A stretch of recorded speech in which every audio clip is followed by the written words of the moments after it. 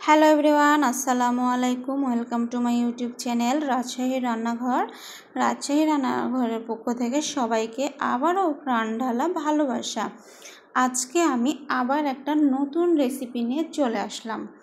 এটা হয়তো অনেকে জানে, আবার অনেকে জানে না। রেসিপিটা হলো পাকা পেঁপের ফুচকা। এই পাকা পেঁপে দিয়ে আমি ফুচকা ভেজে দেখাবো। এই পাকা পেঁপেটা অনেক বাচ্চারা খেতে চায় না, তার জন্য আমি এইভাবে ট্রাই করলাম।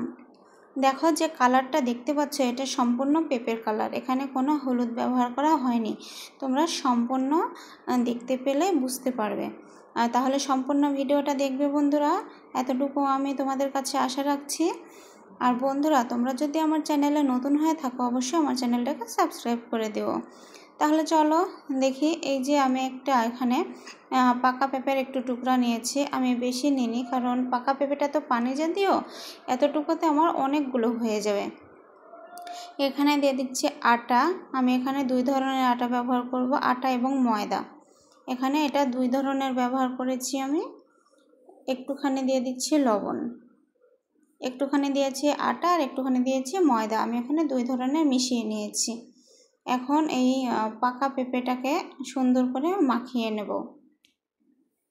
দেখো আমি এভাবে হাতের সাহায্যে মাখাচ্ছি, এটা হাতের সাহায্যে ছাড়া মাখানো যাবে না।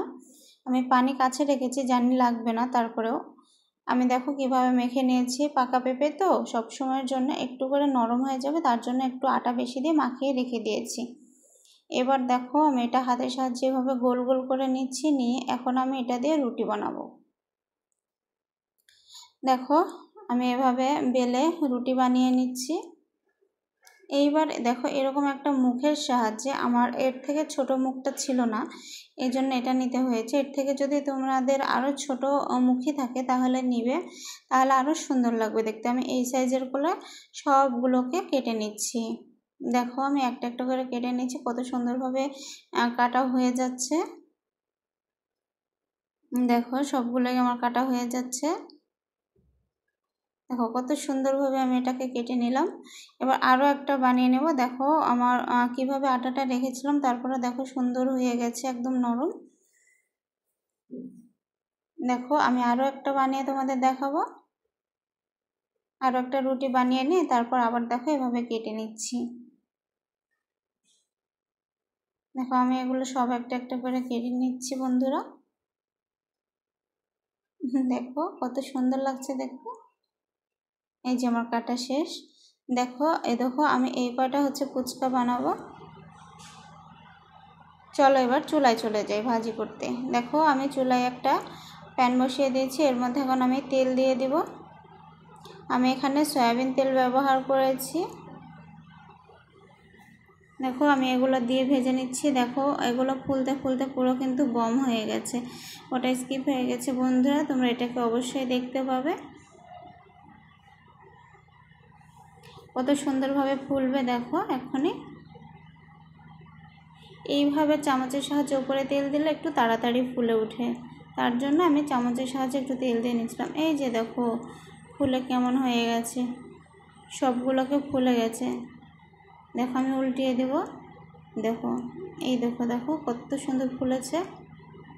দেখো সবগুলো কত সুন্দরভাবে ফুলেছে। পাকা পেঁপে দিয়ে ফুচকা ভাজলে এত সুন্দরভাবে মুচমুচেভাবে যে ফুলে ওঠে, এটা কিন্তু অবিশ্বাস্য, তাই না বন্ধুরা? তোমাদের যদি নতুন লেগে থাকে আর যদি ভালো লেগে থাকে অবশ্যই তোমরা একটা শেয়ার দিয়ে দিবে বন্ধুরা। দেখো কত সুন্দর ফুল উঠেছে। আমি আবারও আরেকটা ভেজে দেখাচ্ছি।